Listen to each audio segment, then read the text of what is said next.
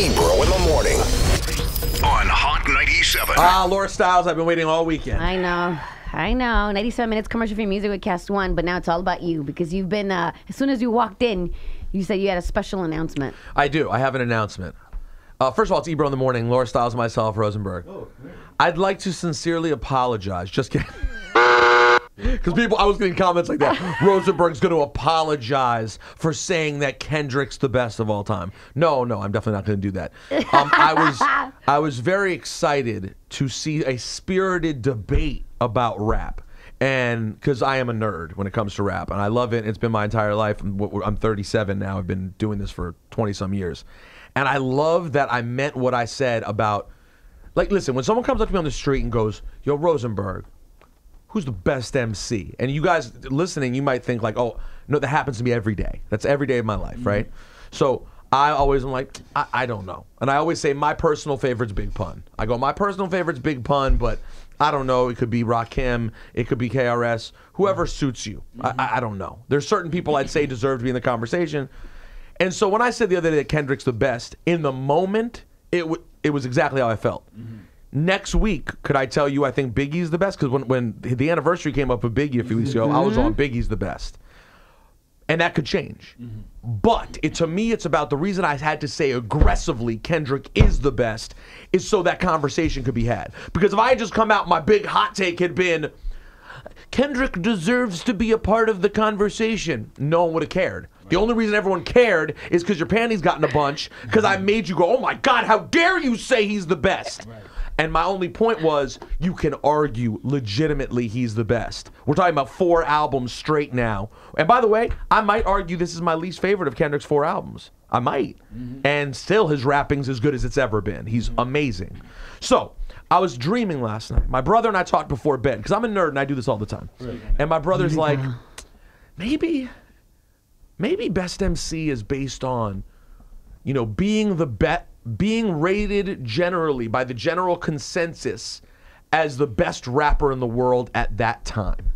It's the amount of time that you're considered the best rapper in the world. So I woke up this morning like Doc Brown when he fell in the toilet and came up with the flux capacitor. And I came up Back to the Future. Back to the Future-ish. And I came up with a system that I think could make sense. Tell me what you guys think about ranking the best MCs of all time. Cast One, you're a nerd. I know you're all ears right now. Let's start in 1987, because I think a ranking system pre-87 is almost, there wasn't enough going on yet, right? So let's start in 1987. If from 1987 to right now, every year, you rank MCs based on, now it's obviously still going to be subjective, guys, so if you're looking for some legitimate math system, it won't work because we have to, it's still our opinion. But you go back to that time and you rank the best MCs and assign a point total. Meaning, the best MC in 1987 gets 5 points. The second best MC gets 4 points. The third best MC gets 3 points. And frankly, you should probably go through 5, but for the sake of time, I didn't do that. I just did 3. And you go year by year from 1987 to 2017, and you total the points that everyone got, you can kind of get an idea of who the best or greatest MCs of all time are. For example, and I just did this literally sitting here for 10 minutes. But how is that fair to the younger generation? I'll explain. Okay. So, 1987, I have Rakim at number 1, 5 points. I have KRS-One number 2, 4 points. And I have Chuck D at number 3, 3 points. That's 1987. 1988, the year Kane came out. Rakim, number 1, 5 points. Kane, number 2, 4 points. KRS, number 3, 3 points. Meaning, let's do one more year. 1989, Rakim, number 1, 5 points. Kane, number 2, 4 points. Cool G Rap, number 3, 3 points. Meaning, if you look at that 3-year period, Rakim has 15 points. Big Daddy Kane has 8 points. KRS-One has 7 points. See what I'm saying? Over that time period. Now, how does that make sense when you fast forward, Laura Stiles? Well, Kendrick Lamar, in my opinion, since 2012 when he debuted his first mainstream album, has been number 1 every year since then.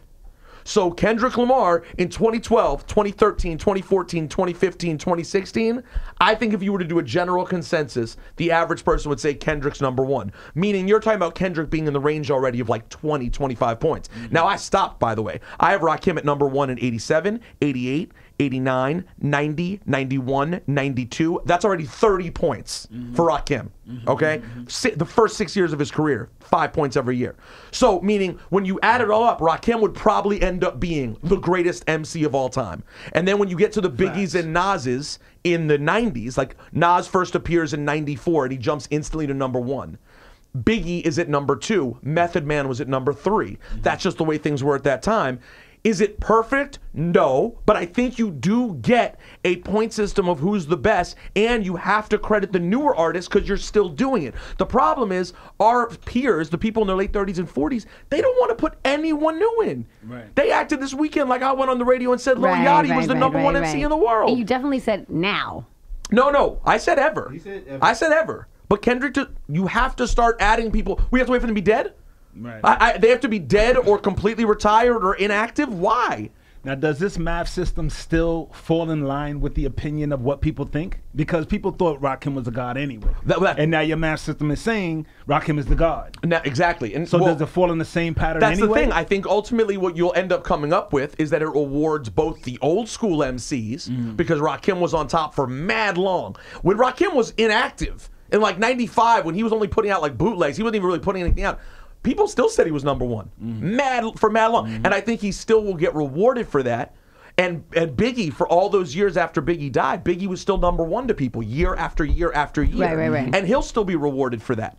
But again, you will still find people on the outside looking in. Like people all weekend were hitting me like, "How'd you not mention Tupac?"